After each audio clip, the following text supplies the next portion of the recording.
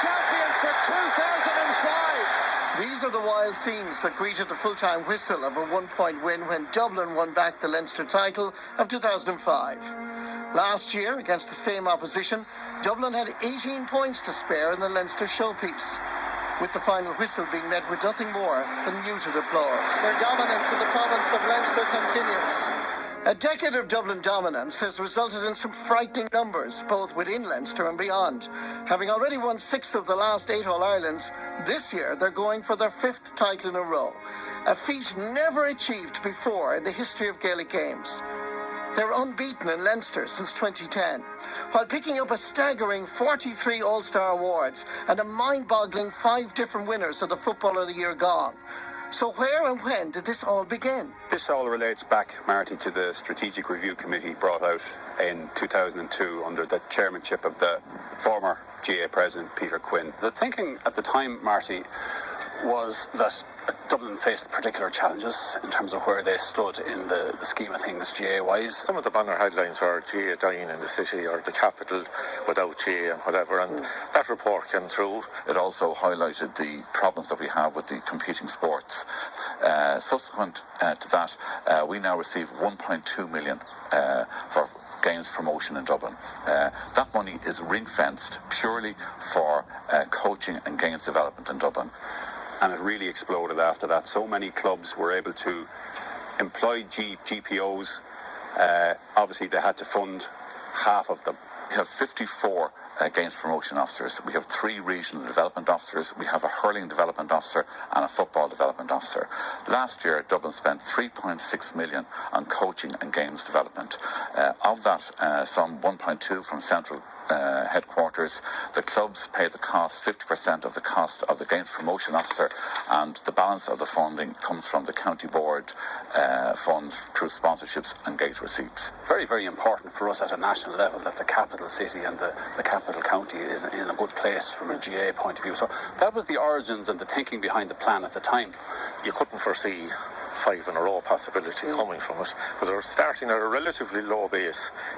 In all honesty, I'm sure the authors of the report probably at the time wouldn't have envisaged, I don't think anybody would have envisaged that there would have been such a period of preeminence at senior football level, particularly for Dublin, Marty, to be honest. But has the plan been so successful, John, that now Dublin are unassailable? They're way ahead of the pack. I don't think so. I mean, you're looking at it through the lens of an inter-county scene. What we look at is the club and participation rates. We have grown participation rates in football in the last 10 years by 58%.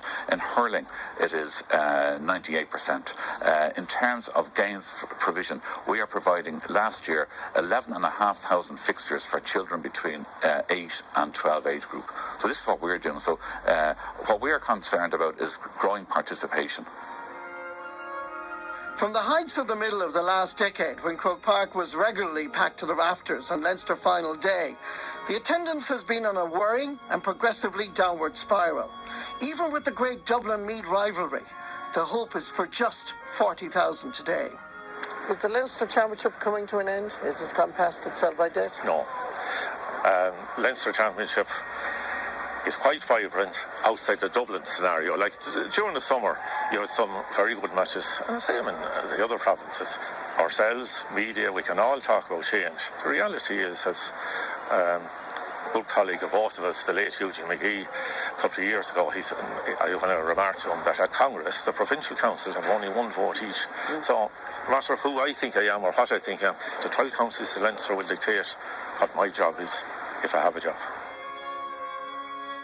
Even more worryingly, and heading in the opposite direction, is the average margin of victory for the All-Ireland champions, with the last 6 Leinster campaigns ranging from 13 to 20 points.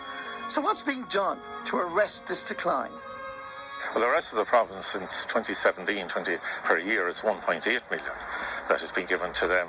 And we, from a provincial... That's divided between all the counties of Leinster? The 11, yeah. And that's, from our point of view, as a provincial council, we look at where need is, right, rather than the county boundaries per se. Leinster will obviously look to the East Leinster project, which is in its infancy. That is the model to be adopted, and with accountability and transparency. There are benefits around that, and obviously Meath and Kildare are mixed into that East Leinster project. So are Wicklow. I've no doubt, Marty, that the gap will close because, in fairness, it's not up for Dublin to come back. It's up for the rest of us to lift. I think Dublin are much more self-sufficient now than they were in 2002 and even 2005 when this scheme was put in place. John, has Dublin GA reached a point where they actually don't need the 1.2 million? That they're now actually self-sustainable? Absolutely not. We have huge challenges in Dublin. We have developing areas that we have no presence in. There are areas like Cherrywood, Hollystown, Adamstown. It's a question of learning what has been successful in Dublin and trying to apply that elsewhere, rather than taking a scalpel to something that, as I said at the outset, it has worked. The county board, a number of years ago, we decided that our model was to develop a cluster of facilities in different areas. We bought land in the Spa Well for 9.2 million.